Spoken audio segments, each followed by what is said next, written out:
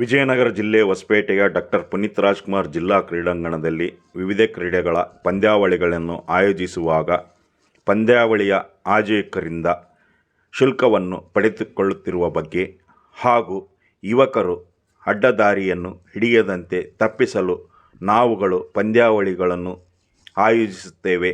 ಆದ್ದರಿಂದ ಯಾವುದೇ ಪಂದ್ಯಾವಳಿಗಳಿಗೆ ತಾವುಗಳು ಶುಲ್ಕ ವಿಧಿಸದಂತೆ ಕರ್ನಾಟಕ ರಾಜ್ಯದಲ್ಲಿ ಯಾವುದೇ ಮೈದಾನದಲ್ಲಿ ಶುಲ್ಕಗಳನ್ನು ಪಡೆಯುತ್ತಿಲ್ಲ.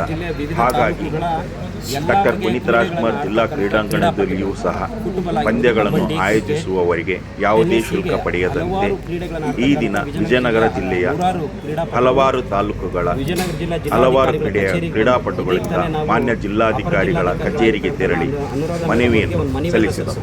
ಈ ಕುರಿತಾದ ಒಂದು ವರದಿ ಈಗ ನಮ್ಮವರೊಂದಿಗೆ ನೋಡೋಣ ಬನ್ನಿ. ಕರ್ನಾಟಕದ 31ನೇ ಜಿಲ್ಲೆಯಾಗಿ ರಚನೆ ಆಯಿತು. ಡಾಕ್ಟರ್ ಪುನೀತ್ ರಾಜ್ಕುಮಾರ್ ಜಿಲ್ಲಾ ಕ್ರೀಡಾಂಗಣ ಅಂಥೇಳಿ ಹೊಸದಾಗಿ ಜಿಲ್ಲಾ ಕ್ರೀಡಾಂಗಣಕ್ಕೆ ನಾಮಕರಣವನ್ನು ಕೂಡ ಮಾಡಲಾಯಿತು. ಈ ಮುಂಚೆ ಕ್ರೀಡಾ ಚಟುವಟಿಕೆಗಳು, ಕ್ರೀಡಾಕೂಟಗಳು ಯಾವುದೇ ಶುಲ್ಕವಿಲ್ಲದೆ ಉಚಿತವಾಗಿ ನಡೀತಕ್ಕಂಥದ್ದನ್ನು ನಾವು ಅನುಭವಿಸಿದ್ದೇವೆ. ಆದರೆ ಇತ್ತೀಚೆಗೆ ಆ ಕ್ರೀಡಾಂಗಣದ ಒಂದು ದಿನದ ಶುಲ್ಕವನ್ನು, ಅಂದರೆ ಯಾವುದೇ ಕ್ರೀಡಾಕೂಟಗಳನ್ನು ಆಯೋಜನೆ ಮಾಡಿ ಒಂದು ದಿನಕ್ಕೆ 10,000 ರೂಪಾಯಿಯನ್ನು ನಾವು ಪೇ ಮಾಡಿ ಪಾವತಿಸಿ ಅದನ್ನು ಬಳಸ್ಕೊಳ್ತಕ್ಕಂಥ ದುಸ್ಥಿತಿ ನಮ್ಮ ಜಿಲ್ಲೆಗೆ ಒದಗಿ ಬಂದಿದೆ. ಇದು ಆಗಬಾರ್ದು. ಕ್ರೀಡೆಗಳು, ಕ್ರೀಡಾ ಚಟುವಟಿಕೆಗಳು ನಿರಂತರವಾಗಿ ನಡಿಬೇಕಂತ ಹೇಳಿದ್ರೆ ಎಲ್ಲ ಸೌಲಭ್ಯಗಳ ಜೊತೆಗೆ ಉಚಿತವಾಗಿ ನಮಗೆ ಕ್ರೀಡಾಂಗಣಗಳನ್ನು ಒದಗಿಸುವಂಥ, ಅದನ್ನು ನೀಡುವಂಥ ಕೆಲಸಗಳು ಜಿಲ್ಲಾಡಳಿತದಿಂದ ಆಗಬೇಕಾಗಿತ್ತು. ಅದು ಆಗಿಲ್ಲ.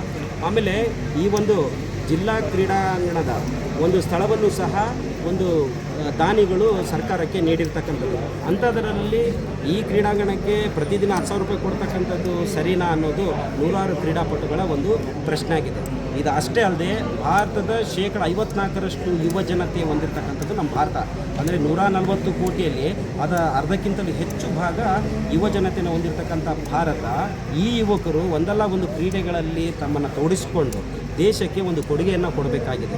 ಬಹುಶಃ ತಮ್ಮೆಲ್ಲರಿಗೂ ಕೂಡ ನೆನಪು ಮಾಡ್ತೀನಿ, ಒಲಿಂಪಿಕ್ಸ್ ಆಗಿರ್ಬೋದು, ಏಷ್ಯನ್ ಗೇಮ್ಸ್ ಆಗಿರ್ಬೋದು, ಜೊತೆಗೆ ಕಾಮನ್ವೆಲ್ತ್ ಕ್ರೀಡೆಗಳನ್ನು ನಡೆಸಬೇಕಾದ್ರೆ ಯುವಕ ಮತ್ತು ಯುವತಿಯರ, ಯುವ ಜನತೆ, ಯುವ ಸಮೂಹದ ಪಾತ್ರ ಭಾಳಷ್ಟು ಚೆನ್ನಾಗಿರುತ್ತೆ.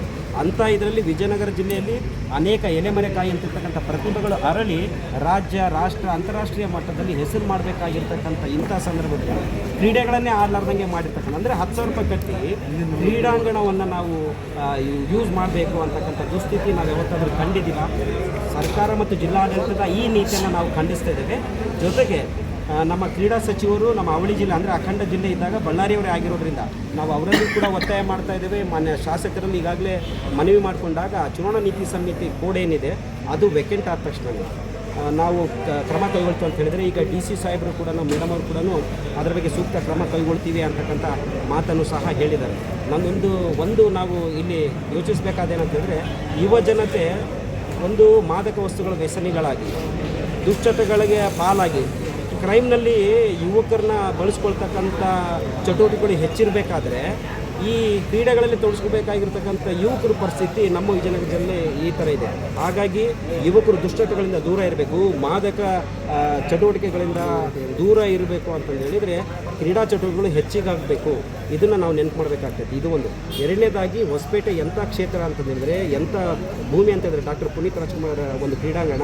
ಈ ಒಂದು ಕ್ರೀಡಾಂಗಣಕ್ಕೆ ಅಂತಾರಾಷ್ಟ್ರೀಯ ಖ್ಯಾತಿಯನ್ನು ಹೊಂದಿರತಕ್ಕಂಥ ಕಬಡ್ಡಿ ಕ್ರೀಡಾಪಟು ನಮ್ಮ ಪವನ್ ಕುಮಾರ್ ಶೆರಾವತ್ ಅವರು, ಅಂತಾರಾಷ್ಟ್ರೀಯ ಮಟ್ಟದಲ್ಲಿ ಬಾಕ್ಸಿಂಗ್ನಲ್ಲಿ ಹೆಸರು ಮಾಡಿರ್ತಕ್ಕಂಥ ರಾಜೇಶ್ ಅವರು ಬಂದು ಕ್ರೀಡಾಕೂಟಕ್ಕೆ, ಅಂದರೆ ಕಬಡ್ಡಿ ಕ್ರೀಡಾಕೂಟಕ್ಕೆ ಚಾಲನೆಯನ್ನು ಕೊಟ್ಟಿರ್ತಕ್ಕಂಥ ಒಂದು ಕ್ಷೇತ್ರ, ಒಂದು ಸ್ಥಳ ನಮ್ಮ ಹೊಸಪೇಟೆ ಆಗಿದೆ. ಜೊತೆಗೆ 31ನೇ ಜಿಲ್ಲೆಯಾಗಿ ಉದಯ ಆದ ನಂತರ ಹಂಪಿ ಮತ್ತು TB ಡ್ಯಾಮ್ನಿಂದ ಎಷ್ಟು ಖ್ಯಾತಿಯನ್ನು ಪಡೆದಿತ್ತು, ಕ್ರೀಡಾ ಚಟುವಟಿಕೆಗಳಿಂದ ಸಹ ಅಷ್ಟೇ ಖ್ಯಾತಿಯನ್ನು ಪಡೆದಿತ್ತು. ಆದರೆ 10,000 ರೂಪಾಯಿ ನಿಗದಿ ಒಂದು ದಿನಕ್ಕೆ ಮಾಡಿರ್ತಕ್ಕಂಥದ್ದು ಎಲ್ಲ ಕ್ರೀಡಾ ಚಟುವಟಿಕೆಗಳ ಒಂದು ಭ್ರಮ ನಿರಸನ ಆಗೋಗ್ಬಿಟ್ಟಿದೆ. ಇದನ್ನು ನಾವು ಆಲೋಚನೆ ಮಾಡಬೇಕಾಗ್ತದೆ. ಜೊತೆಗೆ ಕೊಪ್ಪಳದಲ್ಲಿ ಇಲ್ಲದೆ ಇರತಕ್ಕಂಥದ್ದು, ಗಂಗಾವತಿಯಲ್ಲಿ ಇಲ್ಲದೆ ಇರತಕ್ಕಂಥದ್ದು, ದಾವಣಗೆರೆ ಇಲ್ಲದೆ ಇರತಕ್ಕಂಥ ಶುಲ್ಕ ಜಿಲ್ಲಾ ಕ್ರೀಡಾಂಗಣಕ್ಕೆ ಇಲ್ಲಿ ಯಾಕೆ? ಅದ್ರ ಜೊತೆಗೆ ಇಲ್ಲಿರ್ತಕ್ಕಂಥ ಕ್ರೀಡಾಪಟುಗಳಿಗೆ ಸರಿಯಾದ ಕ್ರೀಡಾ ಸಾಮಗ್ರಿಗಳನ್ನು ಒದಗಿಸದೇ ಇರತಕ್ಕಂಥ ದುಸ್ಥಿತಿಯಲ್ಲಿರ್ತಕ್ಕಂಥದ್ದು. ಏನು ಕ್ರೀಡಾಪಟುಗಳು ಬಂದು ಇದ್ದ ವ್ಯವಸ್ಥೆಗಳಲ್ಲೇ ಕ್ರೀಡೆಗಳನ್ನು ಆಡಿ ನಮ್ಮ ಜಿಲ್ಲೆಯ ಹೆಸರನ್ನು ಮಾಡಬೇಕಂತಕ್ಕಂಥ ಪರಿಸ್ಥಿತಿ ಇರಬೇಕಾದ್ರೆ ಕ್ರೀಡಾಪಟುಗಳಿಗೆ ಈ ರೀತಿಯ ಶುಲ್ಕ ನಿಜವಾಗ್ಲೂ ಕೂಡ ಹೊರೆ ಆಗ್ತದೆ. ಆದ್ದರಿಂದ ಸರ್ಕಾರ ಮತ್ತು ಜಿಲ್ಲಾಡಳಿತ ಈ ಒಂದು ನಿರ್ಧಾರದಿಂದ ಹಿಂದೆ ಸರಿಬೇಕು. ಇಲ್ಲವಾದಲ್ಲಿ ಇನ್ನು 15 ದಿನಗಳಲ್ಲಿ ಉಗ್ರವಾದ ಹೋರಾಟಗಳನ್ನು ಜಿಲ್ಲೆಯ ಎಲ್ಲ ಸಾವಿರಾರು ಕ್ರೀಡಾಪಟುಗಳು, ಕ್ರೀಡಾ ಪ್ರೇಮಿಗಳು, ಸಂಘ ಸಂಸ್ಥೆಗಳು, ಜೊತೆಗೆ ಬುದ್ಧಿಜೀವಿಗಳು, ಹೋರಾಟಗಾರರು ಇವೆಲ್ಲರನ್ನ ಒಳಗೊಂಡಂತೆ ಬೃಹತ್ತಾದ ಹೋರಾಟವನ್ನು ವಿಜಯನಗರ ಜಿಲ್ಲಾ ಕೇಂದ್ರವಾದ ಹೊಸಪೇಟೆಯಲ್ಲಿ ಹಮ್ಮಿಕೊಳ್ತೀವನ್ನ ಎಚ್ಚರಿಕೆಯನ್ನು ಸಹ ಜಿಲ್ಲಾಡಳಿತಕ್ಕೆ, ಸರ್ಕಾರಕ್ಕೆ ಮತ್ತು ಸ್ಥಳೀಯ ಶಾಸಕರಿಗೆ ನಾನು ಈ ಸಂದರ್ಭದಲ್ಲಿ ನೀಡ್ತಾ ಇದ್ದೀನಿ. ಧನ್ಯವಾದಗಳು. ಈ ಮುಂಚೆ ನಮಗೆ ಅಲ್ಲಿ ಕ್ರೀಡೆಗಳನ್ನು ಆಯೋಜನೆ ಮಾಡಿದ್ವಿ, ಕ್ರೀಡಾಕೂಟಗಳನ್ನು ಆಯೋಜಿಸಿದ್ದು ಎಲ್ಲ ಉಚಿತವಾಗಿ ಒಂದು ಸರ್ಟಿಫಿಕೇಟ್ ರೀತಿಯಲ್ಲಿ ಅವಕಾಶ ಇದೆ. ಆದರೆ ಇತ್ತೀಚಿನ ಬೆಳವಣಿಗೆಯಲ್ಲಿ ಕ್ರೀಡಾಂಗಣದ ಒಂದು ವೆಚ್ಚವನ್ನು ಒಂದು ದಿನಕ್ಕೆ 10,000 ಮಾಡಿರೋದ್ರಿಂದ ನಮ್ಮಲ್ಲಿ ಯಾವುದೇ ಕ್ರೀಡಾಕೂಟಗಳನ್ನು ಹಮ್ಮಿಕೊಳ್ಳಿಕ್ಕೆ ಆಗ್ತಾಯಿಲ್ಲ. ಇದು ನಮ್ಮೆಲ್ಲರ ಕೂಡ ಒಳ್ಳೆಯದು. ಮತ್ತು ಆ ಜಿಲ್ಲಾ ಕ್ರೀಡಾಂಗಣದ ಇತಿಹಾಸ ಏನಾಗ್ತದೆ ಅದನ್ನು ಒಂದು ಪ್ರತಿಷ್ಠಿತ ಕುಟುಂಬ ಸರ್ಕಾರಕ್ಕೆ ಎಲ್ಲ ಯುವಕರು ಕ್ರೀಡಾಕೂಟದಲ್ಲಿ ಭಾಗವಹಿಸಿ ಎಲ್ಲರೂ ಕೂಡ ನಮ್ಮ ಜಿಲ್ಲೆ ಕೂಡ ಕ್ರೀಡಾ ವಿಭಾಗದಲ್ಲಿ ನಮಗೆ ಅದು ಸರ್ಕಾರ ಡೆವಲಪ್ಮೆಂಟ್ ಮಾಡಿದೆ. ಇಂಥ ಪರಿಸ್ಥಿತಿಯಲ್ಲಿ ಆ ಕ್ರೀಡಾಂಗಣಕ್ಕೆ 10,000 ಶುಲ್ಕವನ್ನು ನಿಗದಿ ಮಾಡೋದು ಒಂದು ಕಾರಣ. ನೀವು ಪಕ್ಕದಲ್ಲಿ ಒಂದು ದಿನಕ್ಕೆ 10,000, 2 ದಿವಸ ಕ್ರೀಡಾಕೂಟ ಆಯೋಜನೆ ಮಾಡಿ 20,000 ಕೊಡಬೇಕು. ನೀವು ಪಕ್ಕದ ಜಿಲ್ಲೆ ಕೊಪ್ಪಳ ತಗೊಳ್ಳಿ ಉಚಿತವಾಗಿದೆ, ನಮ್ಮ ಪಕ್ಕದ ತಾಲೂಕು ಗಂಗಾವತಿ ಅಲ್ಲಿ ಉಚಿತವಾಗಿದೆ, ದಾವಣಗೆರೆ ಅಂತಕ್ಕಂಥ ಬೃಹತ್ ಮಹಾನಗರ ಪಾಲಿಕೆಯಿಂದ ಒಂದು ಜಿಲ್ಲಾ ಕೇಂದ್ರದಲ್ಲಿ ಎಲ್ಲ ಉಚಿತವಾಗಿ ಕೊಡಬೇಕಾದ್ರೆ ನಮ್ಮಲ್ಲಿ ಯಾಕೆ ಈ ಶುಲ್ಕ ಅಂತಕ್ಕಂಥದ್ದು ಇತ್ತೀಚಿನ ಬೆಳವಣಿಗೆ ಏನಾಗಿದೆ ಅಂದರೆ ನಮ್ಮಲ್ಲಿ ಸುಮಾರು ಜನ ಒಂದಿಲ್ಲ ಒಂದು ಕ್ರೀಡಾಕೂಟದಲ್ಲಿ ಆಯೋಜನೆ ಮಾಡ್ಕೊಳ್ತಾ ಇರ್ತಾರೆ. ಅದು ಭಾರಿ ಶುಲ್ಕದ ಕಾರಣ ಎಲ್ಲಿ ಕೂಡ ಆಗ್ತಿಲ್ಲ. ಹಾಗಾಗಿ ಇಲ್ಲಿರ್ತಕ್ಕಂಥ ಅನೇಕ ಯುವಕರು ಪಕ್ಕದ ಜಿಲ್ಲೆಗಳಿಗೆ ಕ್ರೀಡಾಕೂಟಗಳನ್ನು ಆಡಿ ಕೊಡ್ತಾರೆ. ಯಾವ ಜಿಲ್ಲೆ ಕ್ರೀಡಾಕೂಟಗಳನ್ನು ಆಯೋಜನೆ ಮಾಡಬೇಕಾಗಿರೋ ಸ್ಥಳದಲ್ಲಿರಬೇಕಾದ್ರೆ, ಸ್ಥಾನದಲ್ಲಿರಬೇಕಾದ್ರೆ ಅದೇ ಜಿಲ್ಲೆ ಯುವಕರು ಬೇರೆ ಜಿಲ್ಲೆಯಲ್ಲಿ ಹೋಗ್ತಕ್ಕಂಥದ್ದು ನಿಜವಾಗ್ಲೂ ಕೂಡ ದುರದೃಷ್ಟಕರ ಆಗಿದೆ. ರಾಜ್ಯದ 31 ಜಿಲ್ಲೆಯಾಗಿ ಈ ಒಂದು ಜಿಲ್ಲೆ ಉದಯ ಆದ ನಂತರ ಹಲವಾರು ನಿರೀಕ್ಷೆಗಳಿದೆ.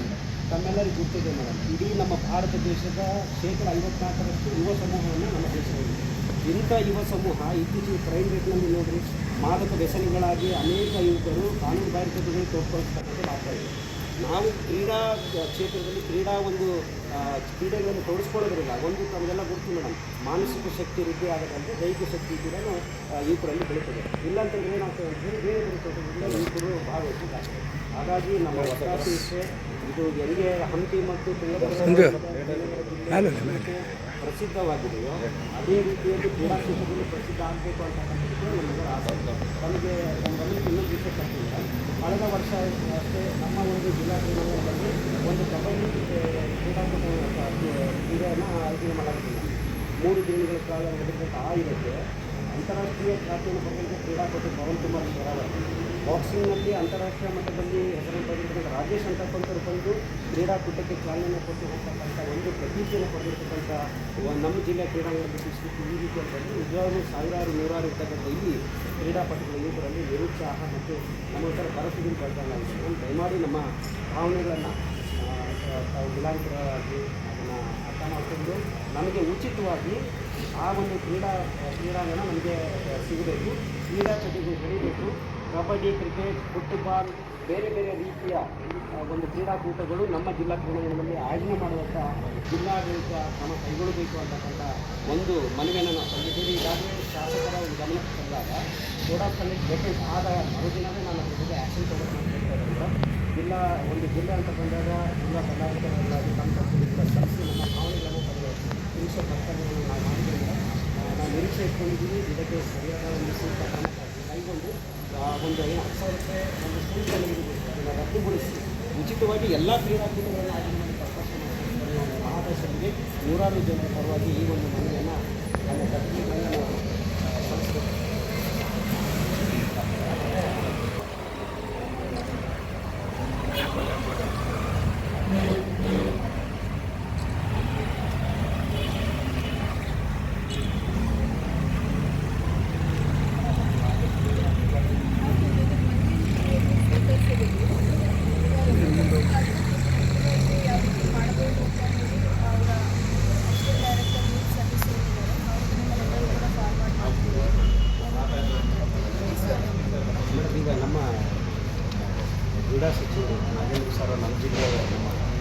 ಜಿಲ್ಲೆ ಭಾಗವಾಗಿರೋದ್ರಿಂದ ಅವ್ರ ಗಮನ ಕೂಡ ನಾವು ಈ ವಿಷಯ ತಂದಿದ್ದೀವಿ. ಅನೇಕ ಚುನಾವಣಾ ರೀತಿಯ ಬಂದಾಗ ವಿಷಯ ತಗೊಂಡಿದ್ದೀವಿ. ದಯಮಾಡಿ 10,000 ರೂಪಾಯಿ ಭಾಳ ಹೊರೆ ಆಗುತ್ತೆ. ಆಮೇಲೆ ನಮ್ಮಲ್ಲಿ ಇರ್ತಕ್ಕಂಥದ್ರಲ್ಲಿ ಕೂಡ ಬಡ ಕ್ರೀಡಾಪಟುಗಳು ಅದೇ ದಯಮಾಡಿ 10,000 ಅಂದರೆ 7 ದಿನಗಳಲ್ಲಿ 70,000 ಆಗುತ್ತೆ ಮೇಡಮ್. ಅದನ್ನು ಅವರು ಆದಷ್ಟು ಥ್ಯಾಂಕ್ ಯು ಮೇಡಮ್. ಆಮೇಲೆ ಮೇಡಮ್ ಇದು ಆ್ಯಕ್ಷನ್ ತೊಗೊಳೋದ್ರ ಬಗ್ಗೆ ನಾವು ಸುಡಪ್ಪಲ್ಲಿ ಇದಾದಮೇಲೆ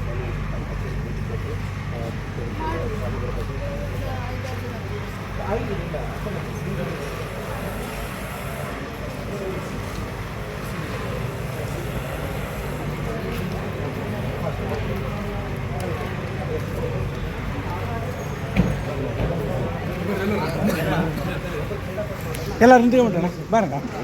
ಇಲ್ಲಿ ಎಲ್ಲ ಫೋಟೋ ಗ್ರೂಪ್ ಫೋಟೋ ಬಾಣ ಫೋಟೋ ತಗೊಂಡು ಅಣ್ಣ ಎಲ್ಲ ನಿಂತು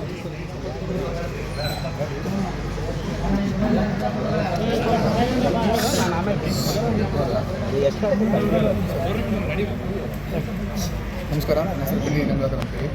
ಹೊಸಪೇಟೆಯಲ್ಲಿ ಡಾಕ್ಟರ್ ಪುನೀತ್ ರಾಜ್ಕುಮಾರ್ ಜಿಲ್ಲಾ ಕ್ರೀಡಾಂಗಣವನ್ನು ಅದರ ಶುಲ್ಕವನ್ನು ಈಗಾಗಲೇ 10,000 ರೂಪಾಯಿ ಒಂದು ದಿನಕ್ಕೆ ಮಾಡಿದ್ದಾರೆ. ನಮ್ಮ ಹೋರಾಟ ಏನೆಂದರೆ ಆ ಕ್ರೀಡಾಂಗಣಕ್ಕೆ ಯಾವುದೇ ಶುಲ್ಕವನ್ನು ಇರದಂತೆ DC ಅವರು ಮತ್ತು ನಮ್ಮ MLA ಅವರು, ಸಚಿವರು ಎಲ್ಲರೂ ಸೇರಿ ಆ ಶುಲ್ಕವನ್ನು ರದ್ದುಗೊಳಿಸಬೇಕೆಂದು ನಮ್ಮ ಎಲ್ಲ ಕ್ರೀಡಾಪಟುಗಳ ವಿನಂತಿ. Thank you.